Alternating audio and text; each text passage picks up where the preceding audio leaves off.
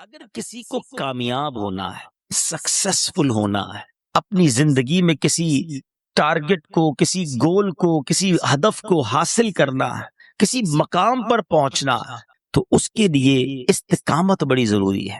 اور یہ صرف دین کے معاملات میں نہیں، کسی کو دنیا میں ترقی کرنی ہے، کسی کو کاروبار میں ترقی کرنی ہے، کسی کو جناب کسی بھی فیلڈ میں ترقی کرنی ہے، اس کے اندر استقامت کا ہونا بڑا ضروری ہے۔ کچھ لوگ ہوتے ہیں ایک کام تھوڑا سا کرتے ہیں، پھر دوسرا کرتے ہیں، پھر تیسرا کرتے ہیں، پھر دوبارہ پہلا والا کرتے ہیں، ساری زندگی ایسا لگتا ہے راؤنڈ اباؤٹ ہی گھوم رہے ہوتے ہیں، کسی مقام پر نہیں پہنچتے، کسی مرتبے پر نہیں پہنچتے، کوئی اسپیشل کام نہیں کر پاتے۔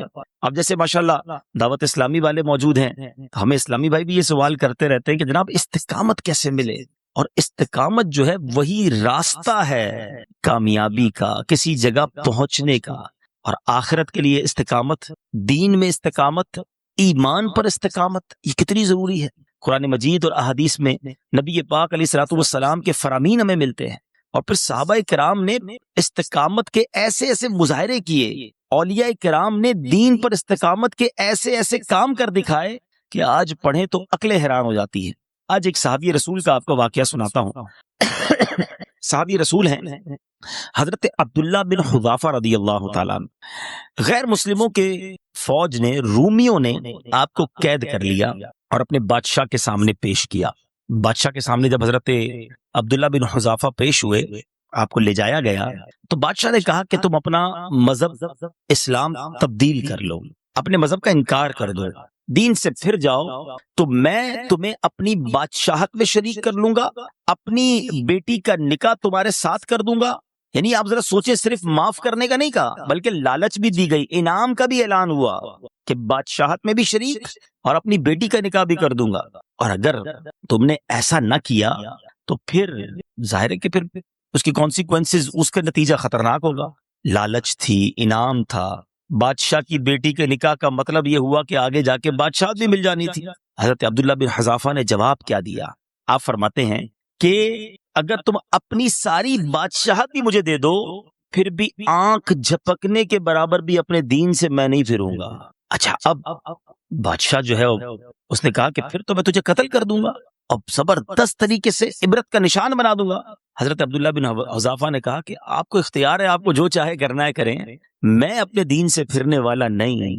میں نے نبی پاک کی غلامی اختیار کی، اللہ وحدہ لا شریک کو اپنا رب مانا ہے، آپ کو جو کرنا ہے کر لیں، دین سے میں پھرنے والا نہیں ہوں۔ اب کیا ہوا؟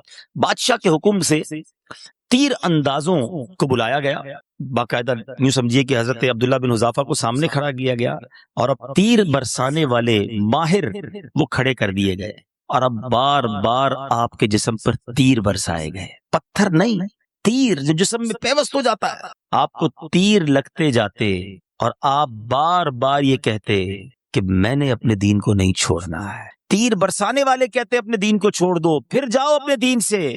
آپ صبر و استقلال کے پیکر بنے رہے، فرماتے ہرگز نہیں۔ اب آخر بادشاہ نے کیا کہا؟ ان کو سولی سے اتارا جائے، جسم جو ہے وہ زخموں سے چور چور ہو چکا تھا، کا سولی سے اتارو اور پیتل کی بنی ہوئی دیگ میں تیل ڈالو اور اس کے نیچے آگ جلاؤ۔ تیل ڈالا گیا، شدید آگ جلائی گئی، تیل کھولنے لگ گیا۔ آپ کو خوف زدہ کرنے کے لیے کیا کیا گیا؟ ایک مسلمان قیدی کو لایا گیا اور اس کھولتے ہوئے تیل میں ڈال دیا گیا۔ اس شخص کا گرم تیل میں جیسے ہی ڈالا گیا، گوشت جل گیا، فقط ہڈیاں چمک کر اوپر آ گئی۔ اب آپ سے کہا گیا ابھی بھی آخری موقع ہے، ایمان سے پھر جاؤ، ورنہ جو اس کا حال ہوا ہے وہی حال تمہارا ہوگا۔ ہمارا مذہب قبول کر لو، ورنہ تمہیں بھی اس دیگ میں ڈال دیا جائے گا۔ اللہ اکبر! تصور کرتے جانا میرے پیارے اسلامی بھائی، کبھی زندگی میں اللہ نہ کرے ایسا امتحان میرا اور آپ کا لیا جائے تو ہمارا کیا حال ہوگا۔ آپ نے کیا کہا؟ آپ فرماتے ہیں میں اپنے دین کو ہرگز نہیں چھوڑوں گا، تم نے جو کرنا ہے کر لو۔ اب بادشاہ نے حکم دیا کہ ان کو بھی آگ میں ڈال دیا جائے۔ حضرت عبداللہ بن حذافہ کو اٹھایا گیا، جیسے ہی اٹھا کر آگ میں ڈالا جانے لگا، آپ کی آنکھوں سے ٹپ ٹپ آنسو گرنا شروع ہو گئے۔ بادشاہ نے کہا رک جاؤ رک جاؤ، واپس لاؤ۔ وہ سمجھا کہ اب آگ میں اس دیگ میں جانے کے خوف کی وجہ سے اب آپ کو زندگی سے محبت ہے، پیار ہے، غم ہو رہا ہے، رو رہے ہیں، تو کہا کہ کیا وجہ ہے؟ اب احساس ہو گیا تمہیں زندگی کتنی قیمتی ہے، اب آنسو بہ رہے ہیں تمہارے، ابھی بھی موقع ہے، بتاؤ پھر جاؤ اپنے دین سے۔ اللہ اکبر۔ حضرت عبداللہ بن حذافہ کیا کہتے ہیں؟ فرماتے ہیں میں اس لیے نہیں رو رہا کہ مجھے دیگ میں ڈالا جا رہا ہے، دنیا مجھ سے چھٹ رہی ہے، میں اس لیے رو رہا ہوں کہ میرے پاس ایک ہی جان ہے جسے میں راہ خدا میں قربان کر رہا ہوں، کاش میرے جسم کے ہر حصے میں ایک ایک جان ہوتی اور وہ سب جانے میں اللہ کی راہ میں قربان کر دیتا۔ صحابہ کرام نے یہ پروف کیا، یہ ثابت کیا کہ ان کے نزدیک سب کچھ اللہ اور اس کے رسول کی اطاعت ہے، ایمان کی قدر کتنی تھی۔ حالانکہ بعض صورتوں میں جب جان جانے کا خوف ہو تو ایک طرح کی اجازت ملتی ہے کہ ظالم کے سامنے کچھ دیر کے لیے اس کی بات مان لی جائے، مگر دل ایمان سے معمور ہو، دل میں اللہ وحدہ لا شریک ہی کا خیال ہو اور اسی کو اپنا رب مانا جائے، جان بچانے کے لیے بعض صورتوں میں اجازت ملتی ہے۔ مگر اللہ والوں کی شان نرالی ہوتی ہے، وہ ایک لمحے کے لیے بھی اپنی زبان سے بھی یہ ادا کرنے کے لیے تیار نہ ہوتے۔ اے میرے میٹھے اسلامی بھائیوں، دیکھا آپ نے استقامت تھی تو کیسی تھی؟ یہ لوگ استقامت کے پہاڑ تھے، بڑی تکلیفیں، بڑی آزمائشیں آئیں صحابہ کرام پر، پھر اولیاء کرام پر۔ جس پنجتن پاک کی غلامی کا میں اور آپ دعویٰ کرتے ہیں، محرم کے دنوں میں خوب ان کا چرچا کرتے ہیں، ان کی لنگر پکاتے ہیں، ذرا سوچئے نا کیسا استقامت تھی، وہ کیسا مظہر تھا۔ بچے پیاسے، عورتیں پیاسی، 3 دن تک کوفہ میں پیاسا رکھا گیا، کربلا کے میدان میں، مگر سر کٹوا دیا، سر جھکایا نہیں باطل کے آگے۔ نانا کے دین کے لیے نانا کے نواسے رضی اللہ تعالیٰ عنہ نے سارا گھر لٹا دیا۔ یہ وہ لوگ تھے میرے میٹھے اسلامی بھائیوں جن کو اللہ نے دین پر کیسی استقامت دی تھی۔ اور آج ہمارا حال کیا ہے؟ تیر برسانا تو دور کی بات ہے، جان لینا تو دور کی بات۔ ہمیں کوئی محبت سے نہ ملے تو ہم کہتے ہیں بھائی میں نے اب دین کا کام نہیں کرنا ہے، میں تو بڑی محبت سے گیا تھا دعوت نیکی کی دعوت دینے، بیان کرنے، درس کرنے، اس کو اجتماع کے لیے بلانے، اس کو جناب نماز کے لیے بلانے، میرا بات ہی صحیح طریقے سے نہیں سنی، مجھے جھاڑ دیا ہے، میری بے عزتی کر دی، میں نے نہیں کرنا اب نیکی کا کام۔ معاذ اللہ، کچھ لوگ مسجد سے دور ہو جاتے ہیں، کیوں؟ وہ امام صاحب نے ڈانٹ دیا تھا، وہ فلاں کمیٹی والوں سے ہماری نہیں بنتی، اب مسجد ہی نہیں جانا، نماز ہی پڑھنا چھوڑ دی۔ یہ محبت ہے دین سے، یہ استقامت ہے دین پر۔ صحابہ کرام کو کوئلوں پہ لٹایا گیا، تپتی ہوئی ریت پہ لٹایا گیا، اتنا مارتے تھے کہ لوگ سمجھتے یہ مر گئے، ان کا انتقال ہو گیا، چھوڑ کے چلے جاتے تھے، اتنا مار کے حال برا ہو جاتا تھا۔ جب ہوش آتا تھا زبان پر ایک ہی جملہ ہوتا تھا، لا الہ الا اللہ محمد الرسول اللہ۔ اے کراچی میں، پاکستان میں، ہندوستان میں مسلمان گھروں میں پیدا ہونے والوں، قدر کرو اپنے ایمان کی۔ یہ اتنا آسانی سے اسلام نہیں پھیلا ہے، اتنی آسانی سے دین کی دعوت عام نہیں ہوئی ہے، بڑی تکلیفیں اٹھائی ہے اللہ والوں نے، وطن چھڑوا دیے، شہر چھڑوا دیے، کاروبار چھین لیا گیا، سب کچھ لٹ گیا، مگر استقامت تھی، انہیں پتا تھا کہ اللہ کی راہ پر استقامت ہی کامیابی دلائے گی، اور وہی درکار ہے۔ اللہ اکبر۔ قرآن مجید فرقان حمید میں اللہ تعالیٰ کیا ارشاد فرماتا ہے؟ بے شک وہ جنہوں نے کہا ہمارا رب اللہ ہے، پھر اس پر قائم رہے، ان پر فرشتے اترتے ہیں کہ نہ ڈرو اور نہ غم کرو اور خوش ہو اس جنت پر جس کا تمہیں وعدہ دیا جاتا ہے۔ اللہ اکبر۔ جو لوگ اللہ کی بات پر، ایمان پر قائم رہتے ہیں، پھر فرشتے آ کے بشارتیں سناتے ہیں، جنت کا وعدہ بتاتے ہیں۔ اللہ اکبر۔ الفاظ تو سنیں، کیا کہتے ہیں فرشتے؟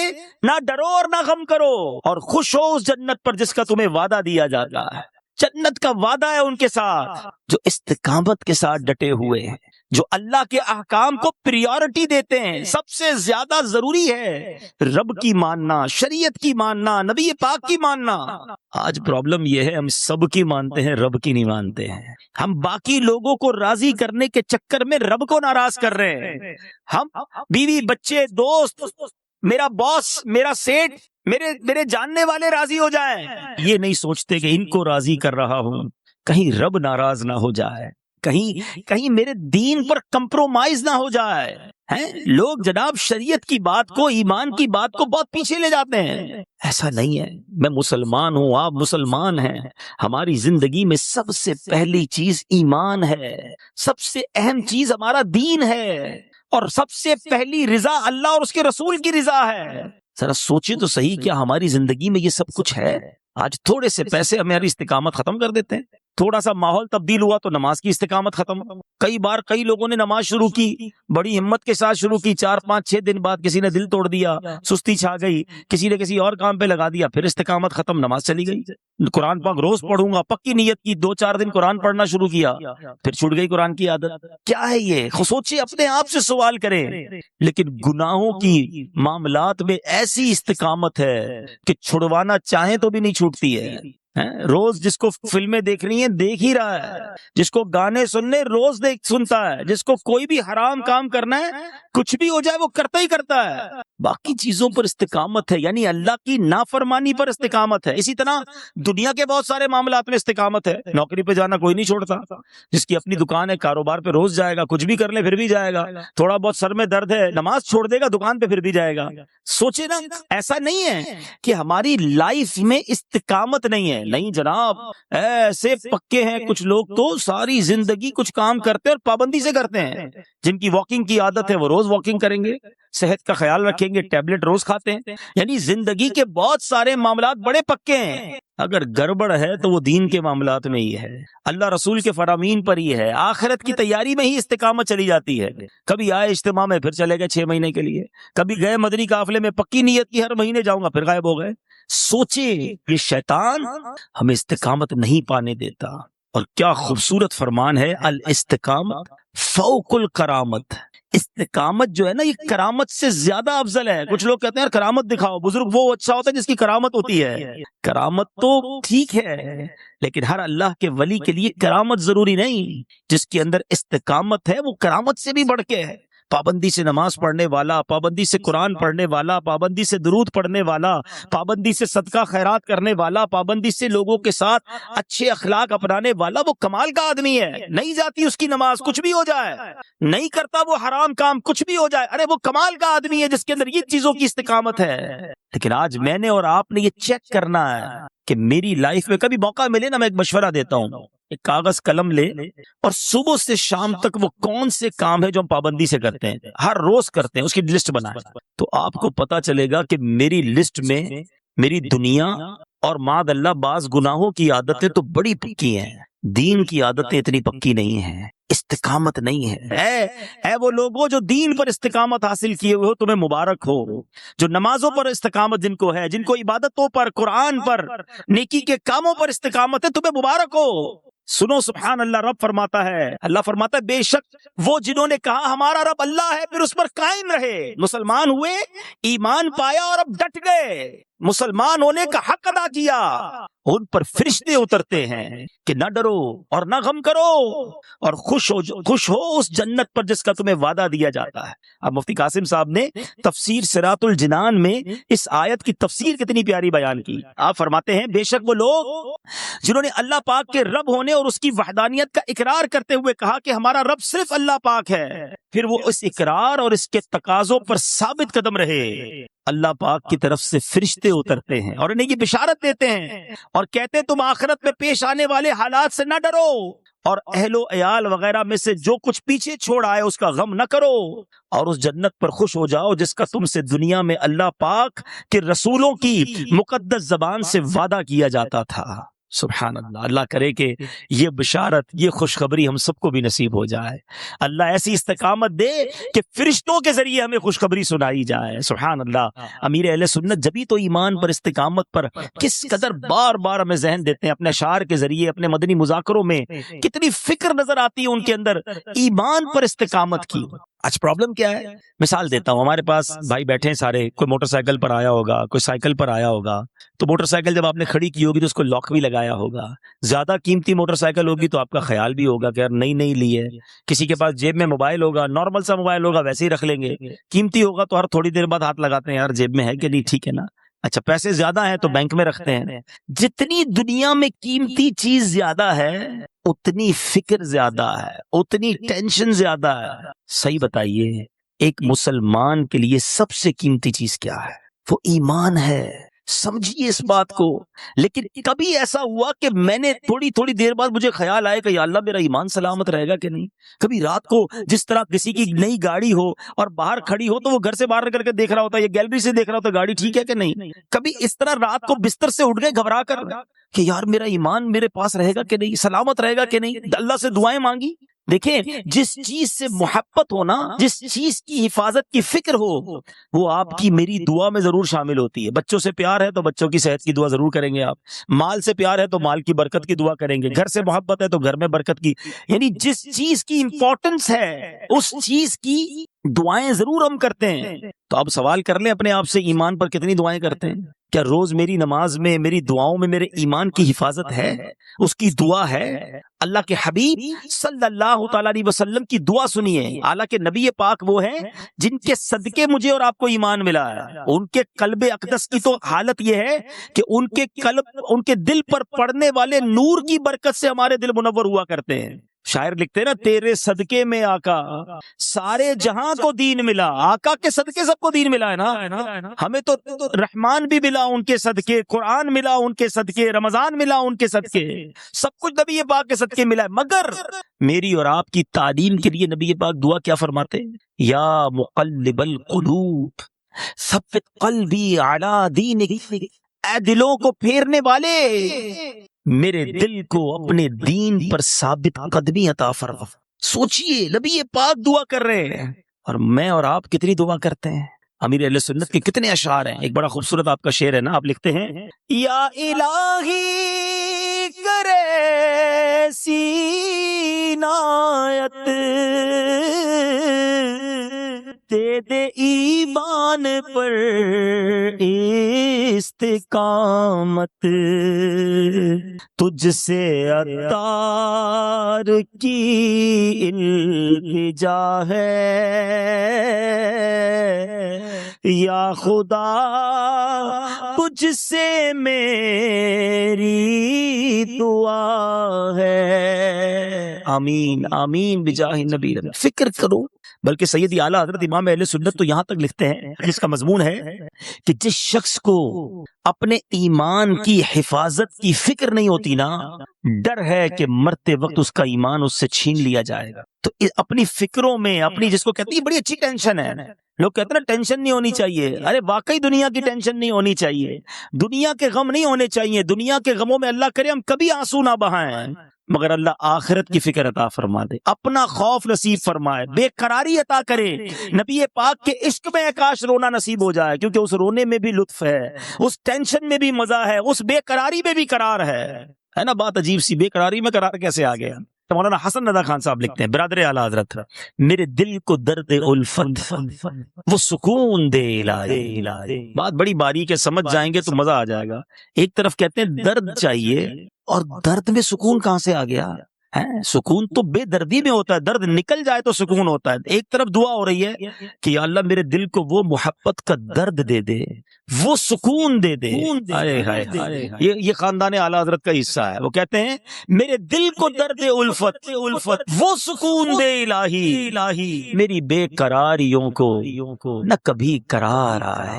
یعنی میں بے قرار ہی رہوں نبی پاک کی یاد میں، دنیا کے مال کے لیے نہیں، دنیا کی مشکلوں کے لیے نہیں. اللہ مجھے دنیا کے غموں سے بچا لے اور اپنا اور اپنے حبیب کا غم نصیب فرما دے. ایک اور جگہ سیدی اعلیٰ حضرت لکھتے ہیں نا، جان ہے عشق مصطفیٰ روز فزوں کرے خدا، جس کو ہو درد کا مزہ ناز دوا اٹھائے. کیا کمال کی بات ہے. درد میں کبھی مزہ ہوتا ہے؟ دوا کھاتا ہے بندہ درد دور کرنے کے لیے. اعلیٰ حضرت کہتے ہیں اس درد میں مزہ ایسا ہے میں دوا نہیں چاہیے، یہ عشق رسول کا درد بڑھتا ہی رہے، اے کاش فزوں ہوتا رہے اور انکریز ہوتا رہے. تو یہ وہ سوچ ہے، یہ وہ فکر ہے، یہ مجھے آپ کو درکار ہے. اللہ کرے کہ میرے اور آپ کی کہتے نا نیند اڑ جائے. لیکن نیند کیوں اڑے؟ کہ پیسے چلے گئے، قرضہ ادا کرنا ہے، بچے بیمار ہیں، اللہ ان غموں سے بچائے رکھے، مجھے بھی بچائے اور آپ کو بھی بچائے رکھے. دعا کرو، کہو آمین. لیکن واقعی کبھی ایسا بھی ہو کہ میں رات بھر نہ سو سکوں، بس آقا کی یاد تڑپاتی رہے، آنسو مدینے کی یاد میں بہتے رہے. یہ بے قراری کا بہت اچھا لطف ہے۔ اے کاش شب تنہائی میں فرقت کا جنون تڑپاتا رہے، اے کاش ایسا بھی تو ہو نا، دل میں ہو یاد تیری گوشہ تنہائی ہو، پھر تو خلوت میں عجب انجمن آرائی ہو۔ کبھی خوف خدا سے لرزتا رہوں کہ یا اللہ مرنے کے بعد بنے گا کیا، میری قبر کا کیا ہوگا، میرے ایمان کا کیا ہوگا، میں محشر کے دن کیا تیری بارگاہ میں پیش کروں گا۔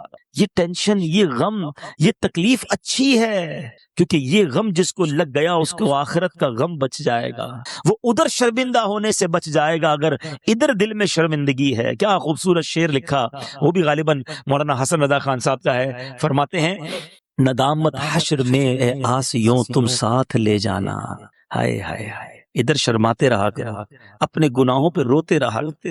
ندامت حشر میں اے آسیوں تم ساتھ لے جانا، سنا ہے شرم والوں کو وہ شرمایا نہیں کرتے۔ جو شرم والے ہیں، جو ادھر ہی روتے رہتے ہیں، جو ادھر ہی نادم رہتے ہیں، ادھر بچ جائیں گے۔ جو ادھر جیدار ہیں، نہیں جناب کچھ نہیں ہوتا، میں گناہ کرتا ہوں تو کیا ہوا، سارا پاکستان گناہ کرتا ہے، سارے ہی لوگ گناہ کرتے ہیں، ایسے نہیں ہونا چاہیے۔ کسی کے گناہوں کو نہ دیکھو، اپنے آپ کو مانو کہ میں سب سے برا ہوں، میرے گناہ بہت زیادہ ہیں، میرا بنے گا کیا، میرے ایمان کا کیا ہوگا۔ فکر کریں اپنے ایمان کی حفاظت کی اور استقامت پانے کی فکر کریں۔ اللہ مجھے بھی استقامت عطا فرمائے اور آپ کو بھی دین پر استقامت نصیب فرمائے۔ اور اس پہ ایک اور بات یاد رکھیں، کسی کے پاس گارنٹی نہیں ہے۔ ماشاءاللہ اسلامی بھائی بیٹھے ہیں، طلباء بیٹھے ہیں، ہو سکتا ہے علماء بھی بیٹھے ہوں۔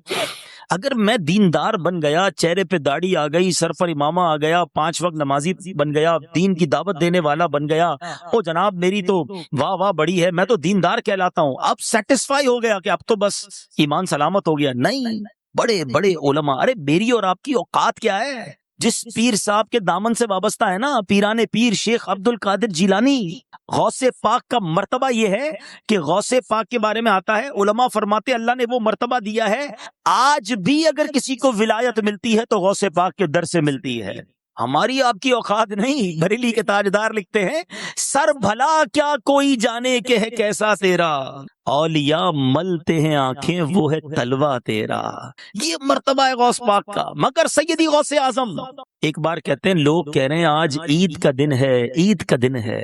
عبد القادر کے لیے عید کا دن وہ ہوگا جب اپنا ایمان سلامت لے کر قبر میں جائے گا۔ ذرا سوچئے، اتنی فکر، اتنی ٹینشن، بھول گئے وہ عید کا دن جب مدینے کے لوگ حضرت عمر رضی اللہ عنہ کے دروازے پر گئے تھے، دروازہ کھٹکھٹایا کہ امیر المومنین کو عید مبارک کہیں گے۔ آج کچھ روزے رکھ لیں، کچھ نمازیں پڑھ لیں، حج عمرہ کر لیں، تھوڑی صدقہ خیرات کر دیں، لوگوں کے پیری زمین پر نہیں رہتے، کہتے جناب میں بڑا نیک، میں بڑا اللہ والا۔ سنو، وہ عمر جس کے بارے میں نبی پاک فرماتے میرے بعد کوئی نبی ہوتا تو عمر ہوتا، عمر جس گلی سے گزر جائے اس گلی سے شیطان نہیں گزرتا، وہ عمر رضی اللہ تعالیٰ عنہ۔ دروازہ کھٹکھٹایا گیا، دروازہ کھلتا ہے، آپ کی آنکھوں میں آنسو ہیں۔ اہل مدینہ کہتے ہیں امیر المومنین عید کا دن ہے، عید کے دن بھی کوئی روتا ہے، آج آپ کی آنکھوں میں آنسو کیوں ہیں؟ کیا فرمایا؟ فرماتے عید تو ان لوگوں کے لیے ہے جنہیں یہ پتا ہو کہ ان کے روزے قبول ہو گئے، عبادتیں قبول ہو گئی۔ عمر یہ نہیں جانتا کہ اس کی عبادتیں قبول ہوئی یا اس کے منہ پہ مار دی گئی، محروم کر دیا گیا۔ یہ ٹینشن، یہ فکر، یہ بڑی اچھی ہے، یہ محبوب ہے، یہ اللہ والوں کا طریقہ ہے۔ ہمیں کیا ٹینشن ہے؟ کاروبار کا کیا ہوگا، نوکری کا کیا ہوگا، پیسوں کا کیا ہوگا، بچوں کا کیا ہوگا۔ حالانکہ یاد رکھو ہم بڑے عجیب لوگ ہیں، جس چیز کی گارنٹی ہے نا اس کی ٹینشن لی ہوئی ہے، جس کی گارنٹی نہیں اس کی ٹینشن ہی کوئی نہیں۔ سب کے ساتھ رزق کا وعدہ ہے، میرے اور آپ کے مقدر میں جو لکھا ہے وہ گھر آ کر مل جائے گا۔ مغفرت کا وعدہ نہیں ہے، جنت میں جانے کا وعدہ نہیں ملا، ایمان سلامت لے کر قبر میں جائیں گے اس کی کوئی گارنٹی نہیں ہے۔ سچ بتاؤ ٹینشن کس کی ہونی چاہیے تھی؟ جنت میں جاؤں گا کہ نہیں، ایمان سلامت رہے گا کہ نہیں، اس کی کوئی ٹینشن نہیں کسی کو۔ ٹینشن ہے تو دنیا کی ہے۔ اپنے دین کی فکر کریں، اپنے ایمان کی فکر کریں اور اس پر استقامت کی فکر کریں۔ سبحان اللہ، کیسے کیسے استقامت کے پہاڑ تھے، بزرگان دین کے واقعات پڑھا کریں۔ استقامت کیسے حاصل ہو اس کا ایک طریقہ یہ ہے، اللہ والوں کے واقعات پڑھیں جن لوگوں نے قربانیاں دی راہ خدا میں۔ ایک صحابی رسول تھے جن کا نام ہے حضرت خباب رضی اللہ تعالیٰ عنہ۔ حضرت عمر کا دور تھا، حضرت عمر کی ایک بار نظر حضرت خباب کی پیٹھ پر پڑ گئی تو آپ نے دیکھا کہ ساری پیٹھ پر سفید زخموں کے نشان ہیں نا، وائٹ جیسے جلی ہوئی نہیں ہوتی، تو آپ نے کہا کہ اے خباب یہ تمہاری پیٹھ کو کیا ہو گیا, یہ پیٹھ پہ ایسے نشان کیوں ہیں؟ حضرت خباب رضی اللہ تعالیٰ عنہ کیا فرماتے ہیں؟ آپ کہتے ہیں اے امیر المومنین آپ کو ان زخموں کی کیا خبر, یہ اس وقت کی بات ہے جب آپ ننگی تلوار لے کر جناب رسول پاک صلی اللہ تعالیٰ علیہ وسلم کو شہید کرنے کے لیے دوڑتے پھرتے تھے. اس وقت بھی ہم نے اپنے دل میں محبت رسول کا چراغ جلایا ہوا تھا اور مسلمان ہوئے. مسلمان تو کیا ہوئے, ظلم و ستم کے پہاڑ ٹوٹنے لگے. اس وقت غیر مسلموں نے مجھ کو آگ کے جلتے ہوئے کوئلوں پر پیٹھ کے بل لٹا دیا. کبھی کسی کوئلے پر پیر پڑا ہے, کبھی کوئی چنگاری ہاتھ پر لگی ہے, کبھی سگریٹ جلتا ہو اور غلطی سے پیر پڑ جائے چیخ نکل جاتی ہے. ایک سگریٹ یا ایک کوئلہ نہیں, تپتے ہوئے جلتے ہوئے کوئلوں پر حضرت خباب کہتے ہیں مجھے لٹا دیا گیا. میری پیٹھ سے اتنی چربی پگھلی کہ اس چربی نے جا کر کوئلوں کو بجھا دیا. میں گھنٹوں بے ہوش رہا اے عمر, مگر رب کریم کی قسم جب مجھے ہوش آیا سب سے پہلے جو زبان پر کلمہ جاری ہوا لا الہ الا اللہ محمد الرسول اللہ صلی اللہ تعالی علیہ وسلم تھا. حضرت امیر المومنین حضرت عمر نے جب یہ سنا تو آپ دیدہ ہو گئے, بے قرار ہو گئے. کہتے ہیں خباب قمیص اٹھاؤ, تمہاری اس پیٹھ کی زیارت کروں. یہ پیٹھ کتنی مبارک اور مقدس ہے جو محبت رسول کی خاطر آگ میں جلائی گئی ہے. آج میں اور آپ کلمہ پڑھیں کوئی روکنے والا نہیں, ادھر کلمہ پڑھنے پر مار پڑتی تھی. اذان دیتے تو مارا جاتا, سجدہ کرتے تو مارا جاتا, طواف کرتے تو مارا جاتا, اللہ ایک ہے کہتے تو مارا جاتا. آج مسجدوں میں لائٹیں ہیں, پنکھے ہیں, قالین ہیں, بلایا جاتا ہے, مائک پر اذان ہوتی ہے حی علی الفلاح حی علی الصلاح, مگر پھر بھی مسجد جانے کا ٹائم نہیں نکالتے ہیں. آج کلمہ کتنی بار پڑھتے ہو, ارے یاد کرو ان صحابہ کرام کو جو ترستے تھے کلمہ پڑھنے کو کہ کلمہ پڑھتے مار پڑتی تھی. آج گھر بیٹھ کر بھی کلمہ پڑھنا یاد نہیں آتا, حالانکہ احادیث میں افضل الذکر کہا گیا, سب سے بہترین ذکر کلمہ طیبہ کو کہا گیا. ایک بزرگ کی بات یاد آ گئی, بڑی پیاری بات انہوں نے کہی. کہتے ہیں اپنی زبان کو کلمے کا عادی بناؤ, روز پڑھا کرو, زیادہ پڑھا کرو, کیونکہ ایک وقت آئے گا جب زبان بھاری ہو جائے گی, جب سکرات کا عالم ہوگا اس وقت الفاظ مشکل سے ادا ہوں گے, مگر جس کی کلمہ پڑھنے کی عادت ہوگی اس وقت بھی اس کی زبان پر کلمہ جاری ہو جائے گا. اب اس کو اس طرح ایگزامپل سے سمجھتے ہیں. کچھ لوگوں کی گالیاں دینے کی عادت ہوتی ہے, معاذ اللہ بری باتیں کرنے کی عادت ہوتی ہے. اب ایسے لوگ جب کہیں گاڑی میں جا رہے ہوتے ہیں, موٹر سائیکل پہ جا رہے ہوتے ہیں اور اچانک کوئی گاڑی سامنے سے نکلتی ہے اور بریک لگانا پڑتا ہے, ایکسیڈنٹ سے بچتے ہیں, ان کی زبان پر کیا نکلتا ہے؟ ان کی زبان پر اس وقت بھی گالی نکلتی ہے. جھٹکا لگتا ہے تو وہی نکلتا ہے جو اندر ہوتا ہے. اور ماشاءاللہ جن کی زبان پر کلمہ یا رسول اللہ یا غوث اعظم بزرگوں کی باتیں ہوتی ہیں, اگر ایسی کوئی کیفیت ہوتی بھی ہے, اچانک سے بریک بھی لگتا ہے, تو الحمدللہ ان کی زبان پر کلمہ پاکی جاری ہوتے دیکھا, یا رسول اللہ کی صدا بلند ہوتے دیکھی, یا غوث اعظم زبان سے نکلتے دیکھا. کیوں کہ ان کی زندگی اس ذکر میں گزر رہی ہے. اللہ مجھے اور آپ کو ایمان پر استقامت نصیب فرمائے.